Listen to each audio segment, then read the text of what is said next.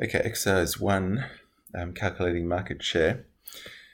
So we've got a market for a city pair from Fukuoka in Japan to Taipei. The distance between the cities is 1,300 kilometers, so we'll put that in there. And it's 2,000 passengers a year, so I'll put here for the total market 200,000 passengers. Okay, so the airline A has 737, which has 120 seats. And airline B has a daily 767 with 220 seats. Okay, so the frequency per week, what's saying it's a daily service. So we've got 7 and 7. Your seats per annum is 120 times 365 times 2.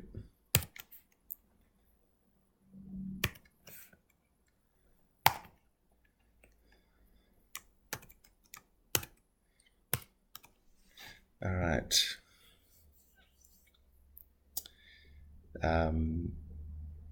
So your seats, that's your seats per annum for airline A, and airline B, you've got 220 seats, return times 365.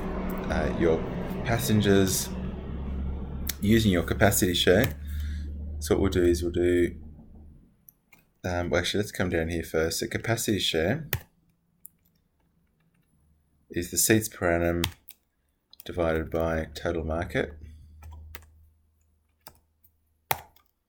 35%. And airline B has 65%. So that's your capacity shares based on your seats per annum. And if we use those same percentages times 200,000 passengers,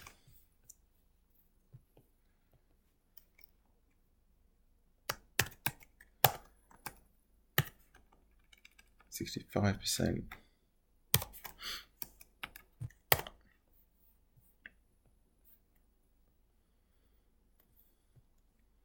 All right, and our load factors, passengers divided by seats.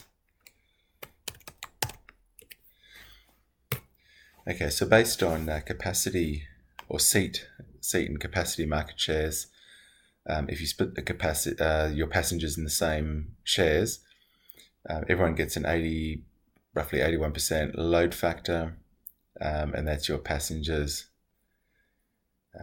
Now, if you do a frequency market share, well, they've basically got half each, right? So there's 7 services a week each, which gives them 50% market share based on frequency of service. And if your passengers, if you have 50% of passengers each, well, it's basically 100,000 passengers each. So 50%. And your load factor is 100,000 passengers divided by your seats. So you get 60% for airline B and 114. Now, obviously 114%, you can't have people hanging off the wings, etc. So 100% is the maximum load factor you're going to have. What would realistically happen is if people genuinely, if half passengers went for an airline because of its frequency, and you had half, airline A would fill up, so it'd be 100% full, and then everybody else would end up on airline B. But if you strictly 50% passenger share was going to give you 100,000 passengers, which you can't fill. So that's exercise 1. You got capacity share, frequency share. The difference between the methods. Well, obviously passenger market share is the important one, and they all have their pros and cons. So the actual market share will be whatever passengers end up, which we're not told. So we're estimating passenger market share based off capacity and frequency. All right, and that's it.